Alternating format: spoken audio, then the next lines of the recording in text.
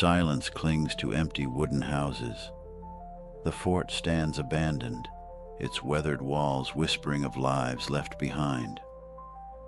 In the heart of a settlement meant for hundreds, a single word remains, carved into a fence post like a ghost's cry: Croatoan. Its meaning, like the settlers themselves, has vanished into the shadows of history. Dreams of empire sailed from London's shores in 1585, carried on wings of ambition and English pride. Sir Walter Raleigh, bathed in Queen Elizabeth's favor, painted visions of a new world empire and gold-leafed promises.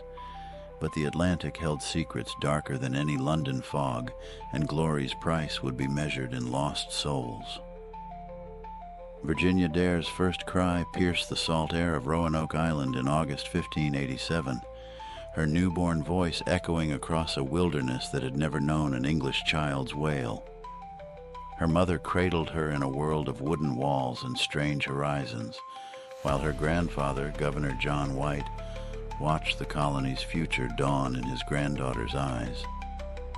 He couldn't know that when he sailed for England weeks later, the kiss he placed on Virginia's forehead would be his last.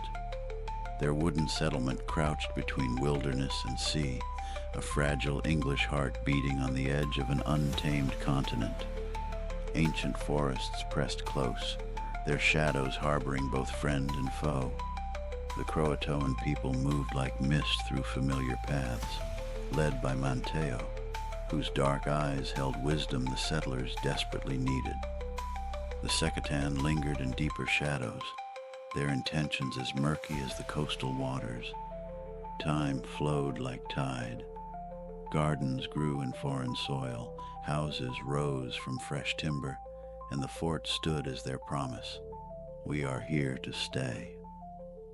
Before White's departure, they carved their covenant into memory. If danger drove them away, a Maltese cross would mark their distress. But Europe's wars cared nothing for colonial dreams. As White scrambled for supplies in England, Spanish sails darkened the horizon. The Armada's shadow swept every English ship into defense of the realm, leaving Roanoke's lifeline severed. When White finally returned in 1590, he found a settlement held only by ghosts. No smoke curled from cold hearths, no children's laughter rang through empty doorways. The houses stood stripped but unburned, as if their inhabitants had simply stepped away, meaning to return at any moment. No Maltese cross marked their passing, only that single word, Croatoan. Elsewhere, the letters C-R-O were carved into a tree, as if the carver had been interrupted mid-task. Time has revealed its clues like reluctant confessions.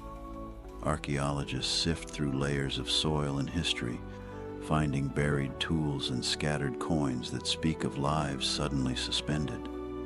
Tree rings tell of drought's cruel reign, the worst in 8 centuries, choking the land during those final desperate years. Theories bloom like thorned roses in history's garden. Some say the colonists found shelter with the Croatoan, their blood mingling until light eyes peered from dark faces generations later. Others whisper of doomed attempts to cross the Atlantic, of Spanish raids, of starvation's slow march, or of inland wanderings that ended in unmarked graves. The drought might have scattered them like seeds in the wind, each family seeking survival in their own direction. Roanoke's legacy echoes through centuries like footsteps in an empty hall. That single word, Croatoan, carved in desperate hope or careful planning, stands as both answer and eternal question.